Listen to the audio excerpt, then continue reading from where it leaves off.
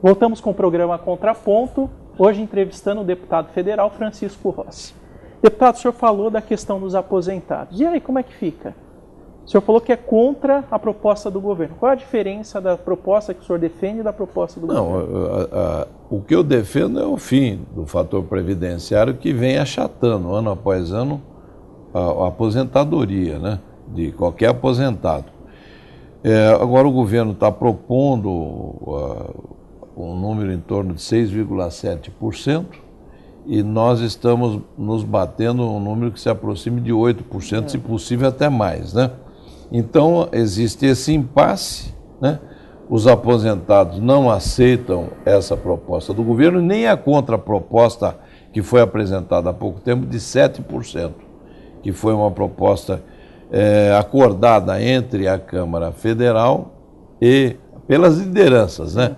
E o Senado. Mas o que fica interessante aí, que o senador que levanta a bandeira do fim do fator previdenciário é o senador Paim, do PT. Então, nós temos que ser coerentes, né? Não vamos votar nada que realmente venha contra o interesse do aposentado, e nós queremos ver como é que a coisa evolui. Eu não vou estar votando, pretendo não votar nessa proposta conjunta que está sendo feita lá, em torno de 7%, porque eu acho que o aposentado merece muito mais. Mas não tem um problema na Previdência? Olha, toda vez que se discute essa questão das aposentadorias, se invoca a falta de recursos, né, de caixa, mas sempre aparece recurso em abundância quando se trata de tratar de interesse de outros segmentos, né, da sociedade e do próprio interesse do governo, quando quer fazer obras, o dinheiro sempre aparece. Então eu acho que a questão previdenciária é uma questão mais de gestão, sabe? De enxugamento, de ver onde é que estão os buracos na Previdência, tapar esses buracos e melhorar a condição do aposentado. Cabe uma reforma da Previdência? Com certeza. É uma das reformas que o povo exige do governo e que até agora ainda não aconteceu. Deputado, e como o senhor está em relação ao governo do presidente Lula? Oposição ou situação? Olha, eu tenho que ser coerente, O meu presidente nacional, meu colega, meu amigo pessoal Temer, está sendo cogitado e praticamente acertada a candidatura dele como vice-presidente da Dilma Rousseff, que é a candidata do presidente da República. Ele sendo candidato a vice, por uma questão de fidelidade partidária, eu vou ter que apoiar a Dilma Rousseff.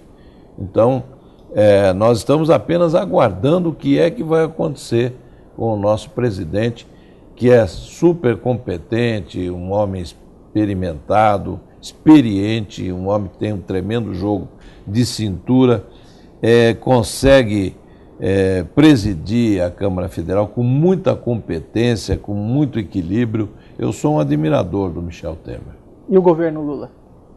O governo Lula tem conquistado assim, avanços que têm que ser festejados, né? Mas a gente tem que lembrar que é uma sucessão de governos, né? E especialmente o governo anterior fez aí um plano que deu certo, né, de combate à inflação, e o Lula foi super, hiper inteligente de não querer reinventar a roda. Pegou o plano, né, implementou com algumas medidas muito interessantes, entre elas o Bolsa Família, e com isso diminuiu assim o número de miseráveis no país, né?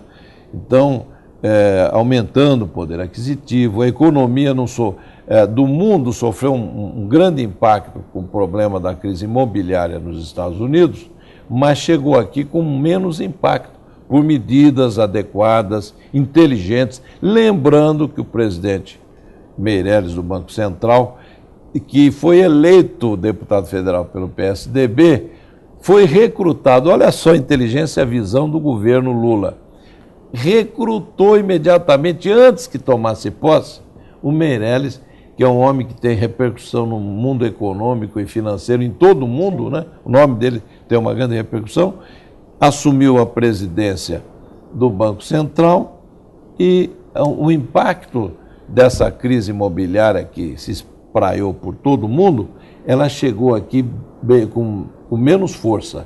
E com isso quem ganhou foi o Brasil e o Lula, que detém índices de popularidade históricos, nunca antes atingidos por nenhum governante. O senhor elogiou muito o presidente do seu partido, que é o Michel Temer. Disse muito na imprensa que o senhor foi apoiado pelo Michel Temer para disputar a presidência do PMDB do Estado de São Paulo contra o Orestes Quercia.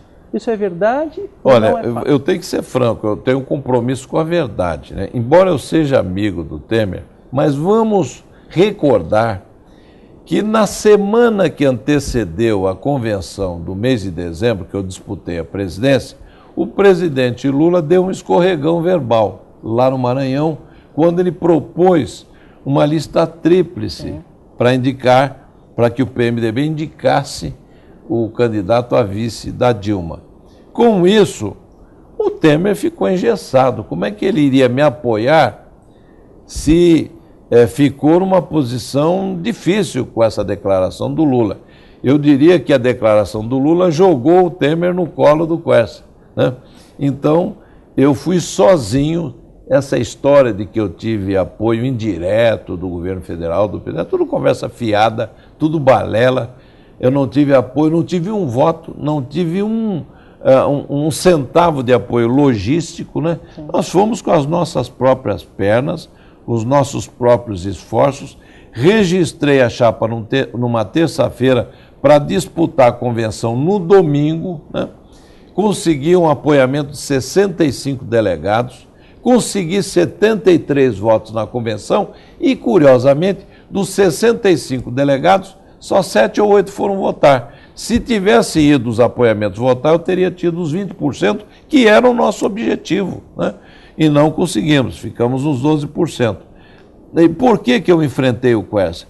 Porque eu não tinha espaço, como não tenho ainda espaço no PMDB, que é governado assim com mão de ferro pelo Quercia. Por que não se quebra a hegemonia do Quercia? Essa é a grande questão que se coloca. Porque não, sabe, existe um certo receio de encarar o Quercia, e eu acho que eu quebrei esse paradigma, e agora na convenção para a escolha de governador, eu vou novamente disputar os mesmos 1.100 votos, mais ou menos, dá uns 700 e poucos delegados, e creio que desta vez nós vamos ganhar essa convenção. Então o senhor é pré-candidato a governador? Sou pré-candidato ao governo do Estado. O senhor vai responder o porquê no próximo bloco. Hoje a gente está entrevistando o deputado Francisco Rossi aqui no programa Contraponto. Nós voltamos logo em seguida.